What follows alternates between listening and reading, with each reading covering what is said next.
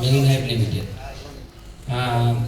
আমি রিসেন্টলি একটা সংবাদ শুনতে পারছি যে পানামা সিডিসি দিয়ে ন্যাশনাল সিডিসি ইস্যু করা হচ্ছে স্বল্প দিনের ট্রেনিং দিয়ে এনএমআইতে বা অন্য কোনো ইনস্টিটিউটে। তো এই সমস্ত সিফেরাররা যদি পালিয়ে যায় সেক্ষেত্রে অ্যাসোসিয়েশন থেকে কি ধরনের পদক্ষেপ নেওয়া সম্ভব, যেটা সম্মিলিতভাবে আমরা কি সরকারের নীতি নির্ধারকদের কাছে পৌঁছাতে পারি? এ ব্যাপারে কি কোনো কিছু করা সম্ভব?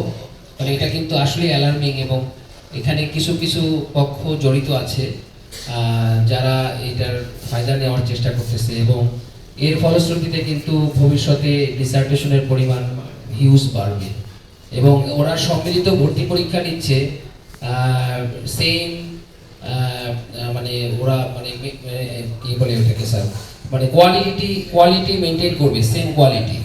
তো সেক্ষেত্রে তাহলে যারা পানামা সিডিসি থেকে আবার ন্যাশনাল সিডিসিতে এসে জাতীয় স্বীকৃতি পাচ্ছে, তাহলে কিভাবে তারা সেম কোয়ালিটি মেনটেন করলো অ্যাজ পার দ্য গেজেট? এটা কি আসলে নীতির বরখেলাপ হচ্ছে কি হচ্ছে না? এই বিষয়টা নিয়ে অ্যাসোসিয়েশন কি কার্যকরী পদক্ষেপ নেবে এটা আমার জানা। এখানে দুইটা বিষয় যেটা শামসুল রঞ্জন ক্যাপ্টেন শামসুল রঞ্জন যেটা বললো, একটা তো হচ্ছে ডিজাস্টার ইস্যু, এটা নিয়ে আমরা অনেক আলোচনা করেছি, সেটা আজকে না হলেও কালকের মধ্যে গ্রুপও আমরা দিব যে ডিজাস্টারের বিষয়ে আমরা যেগুলি প্রপোজ করেছি, ফাইন, ইমপ্রিজনমেন্ট অ্যান্ড দেন ইন্টারপোলকে ইনভলভ করা, সেগুলি নিয়ে আমরা একটা প্রপোজাল তো দিবই এবং আমরা আমাদের মেম্বারদের কাছ থেকেও সেটা ইয়ে করবো, তাদের মতামত চাইবো। আর আরেকটা যেটা হ্যাঁ, এটা তো ডিজাস্টার তুমি যেটা বলেছো বুঝেছি।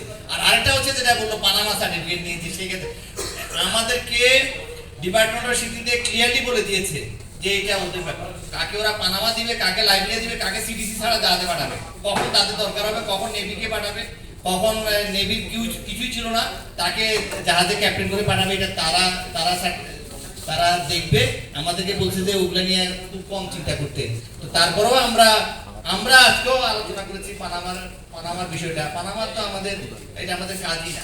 পানামা কারা করে, কেন করবে, এইগুলি আমাদের ইয়ে না। আমার ওনার কখনো, যেমন আমি যেগুলি ম্যানেজ করি, আমি জীবনে কোনো শুনি নাই যে কোনো পানামা চায় বা আমিও চাওয়ার কোনো দরকার মনে করি নাই।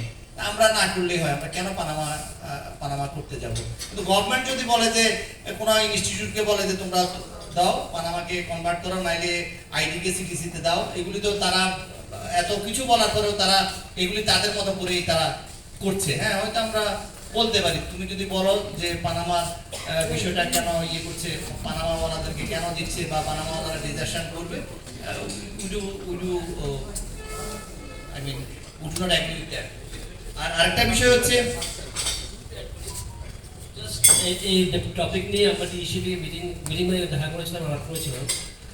অ্যাজ পার দ্য ডিজি ওরা কিন্তু লিখিতভাবে নেগেটিভ দিয়েছে মন্ত্রণালয়কে, প্রস্তাব আসছে মন্ত্রণালয় থেকে। এতগুলি লোক ওরা প্যানামা সিডিসি তোমরা একটি আইন মাধ্যমে কেমনি ট্রেনিং দিয়ে সিডিসি দেওয়া যায়। তো ডিজি নিয়ে চিঠি দিয়েছে যে বর্তমানে যে আইন যে আছে এই আইন মাধ্যমে সিডিসি দেওয়ার নিয়ম নাই। তখন বলেছে নিয়ম কেমনে করা যায় এই প্রস্তাব আমাদের দেন, ঠিক আছে? তখন যখন আইনের মধ্যে নেই কেমন আইন করে, তখন আমরা বলেছি ঠিক আছে একভাবে করা যায়। যদি 6 মাস ট্রেনিং করতে পারে 6 মাস ট্রেনিং করে যদি যে কোনো ট্রেনিং করাতে পারেন তাহলে ওই মাধ্যমে সিডিসি ইস্যু করা যাবে।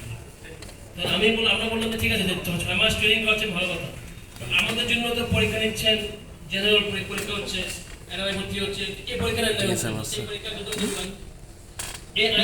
অন্যরকম, আমার অন্যরকম, এটা নিয়েও আলোচনা করছে। তো ডিজিশিপিং কিন্তু চাচ্ছেন, সেটা আমি দেখতে পাচ্ছি, কিন্তু মন্ত্রণালয় থেকে চিঠি আসছে যে কোনভাবে করা যায়, এটা ইয়ে করা যায়।